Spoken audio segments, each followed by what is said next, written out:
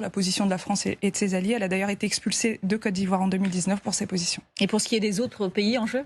Oui, alors il y a les États-Unis, on en parlait tout à l'heure, qui sont quand même assez présents, notamment sur le plan militaire et qui cherchent à gagner aussi de l'influence, notamment depuis la mort de Prigojine. Il y a la Turquie aussi. Alors j'ai découvert qu'ils avaient créé une agence de presse sur place. Et puis il y a nous, la France quand même, on peut en parler aussi.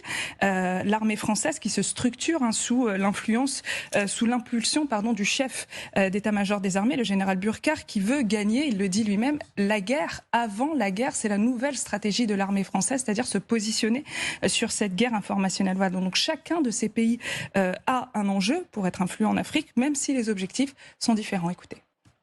La France a, disons, besoin de conserver ce qu'il a toujours considéré comme son précaré et qui aujourd'hui est plus ou moins en train de lui échapper. Donc c'est à la fois des intérêts économiques, mais aussi je pense qu'il y a des motivations de géopolitique derrière.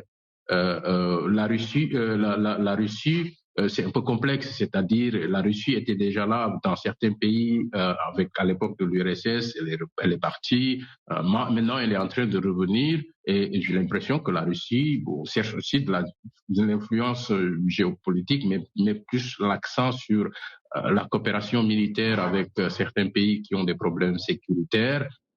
Et c'est tellement vrai. On vous en parlera peut-être demain. D'ailleurs, on a reçu les premières images des troupes russes arrivant au Burkina Faso. Alors, il n'y a plus de Wagner, de façon totalement officielle, avec le doux nom, ça nous rappelait une page de l'histoire sinistre, l'Afrika Korps.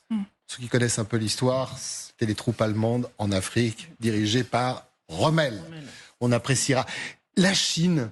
Vous n'avez pas vu passer la Chine parce que la Chine est là. En général, il y a compétition. Je suis tenue par le temps, mais il y en a d'autres. Il y a compétition entre les Russes et les Chinois. C'est pour ça que j'ai pas eu trop d'informations. Il y a TikTok. En contact en TikTok, voilà, on n'a pas de chiffres vraiment, mais effectivement, ils font partie aussi. D'ailleurs, il en parlait aussi Samba Djalimpa de la Chine, qui est là aussi pour cette influence géopolitique. En fait, c'est vraiment une guerre et l'Afrique est le terrain un peu de cette guerre d'influence pour toutes ces grandes puissances. Ouais. Mais il a l'air hyper, pardon de l'expression, perméable ce terrain.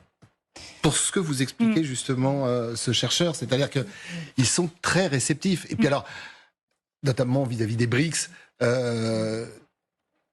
on appuie sur un ventre mou, la colonisation, c'est ça qui ressort à chaque fois. Disons qu'en fait, il y a un terrain... L'oppresseur, enfin ce qu'on était... C'est qu'il y a ce fond qui est idéologique sur l'impérialisme. Voilà, on est aussi sur une page d'histoire qui se tourne où des pays veulent prouver aussi leur souveraineté, etc.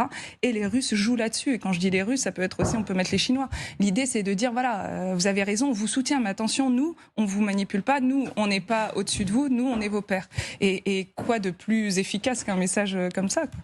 Alors, il y a un autre élément aussi, ce sont les richesses et tous les minerais et l'uranium. Par exemple, le Burkina Faso, c'est le 8e producteur d'uranium au monde.